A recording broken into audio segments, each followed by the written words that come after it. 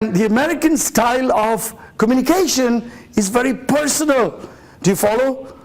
For example, in many other cultures, you don't speak personally. You speak, in language that is high-flown and poetic and flowery.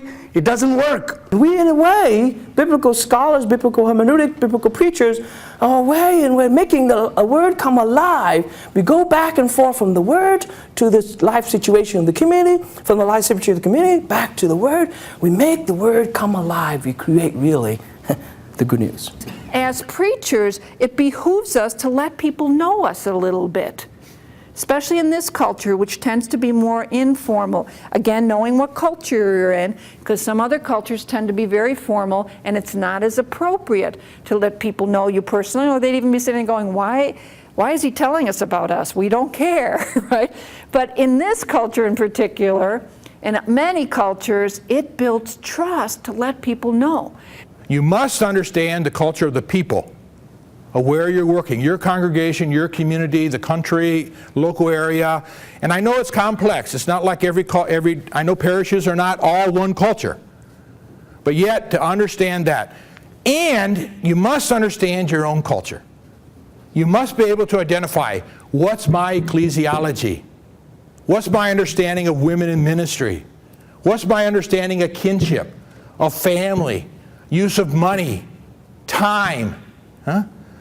Because if you don't understand your own situation, it'll be hard. You'll be bumping up against this. So the better, the more that you're able to identify where you stand and your own culture will help you to understand the other and vice versa. Christ, be the light, shine in our hearts, shine to the dark. Catholic Theological Union in Chicago, Illinois, always at the forefront in preparing good ministers, has begun a program to assist the church in these unique times. In the next few minutes, learn about the program to preach the good word well, preaching across cultures. And then you're getting more and more international priests coming in. Let's be honest. I'm in the Archdiocese of Chicago. Every year we are incarnating 3-4 guys who are coming from other parts of the world, and they're becoming part of the presbyterate here. So we need to take this seriously. The trend here in the United States of importing clergy from other countries to serve in parishes is not going to go away right away.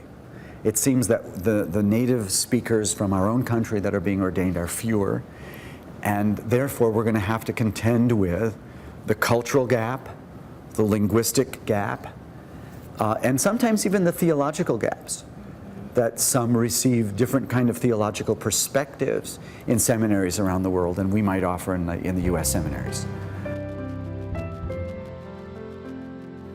To preach the good word well, preaching across cultures, was a 5-day intensive preaching program. It was designed to help international clergy become better preachers to serve God's people more effectively. There were 16 international priests and 1 seminarian who took part in the conference. Most of the priests have been serving in the USA for 1 to 5 years.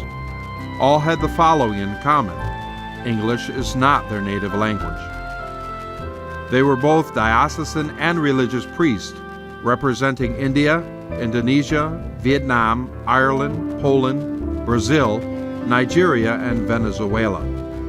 Most were in their late 30s and have been ordained within the last 10 years. They came with enthusiasm and motivation to learn, share, and be nourished. While they are good preachers, they earnestly want to become even better. A few were experiencing the preacher's fatigue, for they had been in ministry for some time and were feeling a bit exhausted and becoming ordinary in their preaching. Thus, they were very eager to be engaged in the discussions and the preaching practices that might help them become more creative and effective in preaching. The priests demonstrated their willingness to freely participate by preparing in advance for the conference. All participants were asked to video record 1 homily and have it evaluated by 3 parishioners before their arrival. Every one of the 16 participants did just that. This shows the level of commitment to the program. The conference focused on 4 essential elements necessary for good preaching. These are biblical, rhetorical, liturgical, and cultural.